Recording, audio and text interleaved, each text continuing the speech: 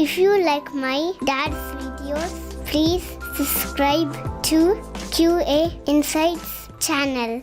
In this episode 3 of Performance Engineering series, we are going to scratch the surface of Java ecosystem. We are going to see about Java, JDK, JRE and JVM. First, let us see about Java. As you know, Java is a general purpose programming language, meaning you can find Java in across all the domains. There is a language type called domain specific language, which will be applicable only to the specific domain. So it embraces the object oriented paradigm, but initially it was created for the functional programming paradigm. But now Java means object oriented. Java created by James Gosling around 26 years ago. The first release of Java at 1995 when I was around 8 years old. Right now, the latest stable version is Java 16, but in production you could find Java 8 or Java 11. To develop Java applications, you need Java Development Kit. So this kit will have all the tools, libraries, and other dependencies so that you can write your code and you can run anywhere. So these JDKs are available from multiple vendors. So Oracle is most commonly used JDK across the platforms, and also there is an open source version of Oracle JDK. It's called OpenJDK. And Azure we have from IBM, and also Microsoft, Amazon.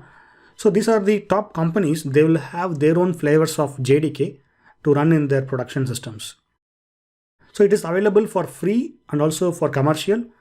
So for example, if you are going to download the Oracle JDK, there are multiple flavors. So one is the free one where you can develop your applications locally and you can test it.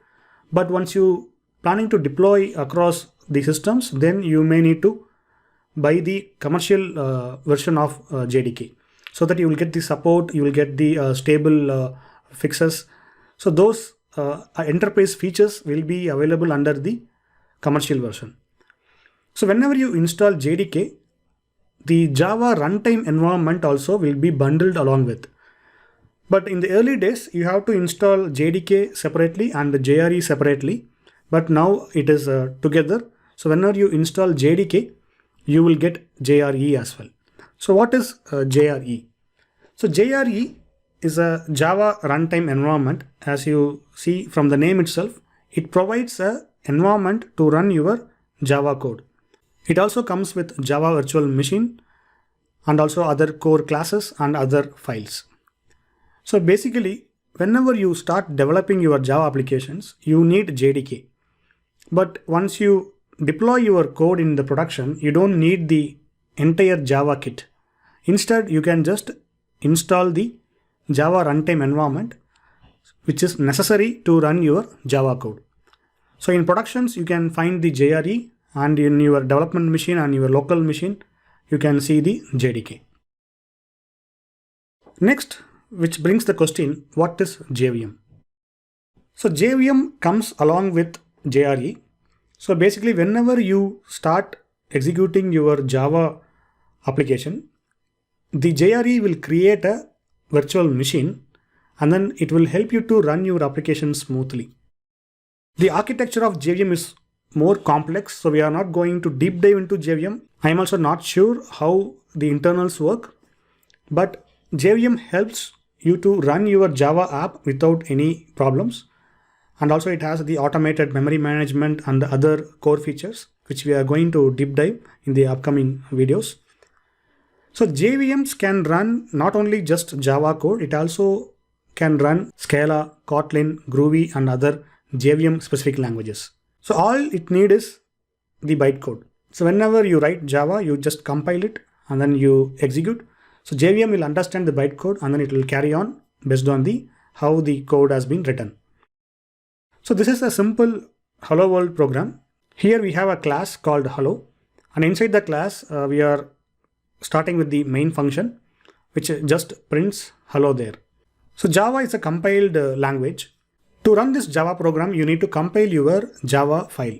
So you will save this Java as a .java file, and then you have to make use of a Java C program to compile your Java file. Once you successfully compiled, it will convert into bytecode. And if you want to run your Java program, then you just enter Java space and your program name. So in this context, we have the class name as hello. So the file name also must be hello. And if you want to execute the Java program, you have to enter Java space the file name or the class name. Then it will execute and it will just print the output. So whenever it start executing, it will create a virtual environment and then it will just carry on the instructions. So now we will see a quick demo how we can run a simple program, and then we are going to see the high level overview about each JDK. So this particular demo, it will help you to understand how the Java components works. We are not going to focus on the coding part in this series. We are just focusing on how you can find and fix the Java performance issues. So here let me create a directory called say Java, and I'm going into the Java folder. So before we start writing a simple program, first let us see what version I have installed. So to find the version, you have to just type Java space -version and hit enter. You can see here I have installed OpenJDK version 11, and OpenJDK comes with two flavors of JVMs, Hotspot and OpenJ9.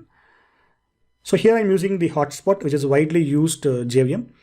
Let me clear my screen. Now I'm going to create a simple hello program. So vim hello.java. So now let me go to the browser and let us go back and let me copy this and paste it here. So now let me save this and let me clear my screen and let us compile this particular hello.java. So to compile, Java C and hello.java and hit enter. Now the Java file will be compiled and it will produce a bytecode. So now if you type ls, here you can see hello.class. So let me cat out this hello.class. Here you can see some gibberish and also you can see your code. So this one is a bytecode only JVM can understand.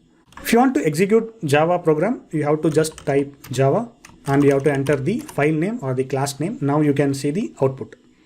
So this is how Java works, but the web application or your enterprise application will have millions of code and it will have the very advanced configurations for your JVMs, JRE.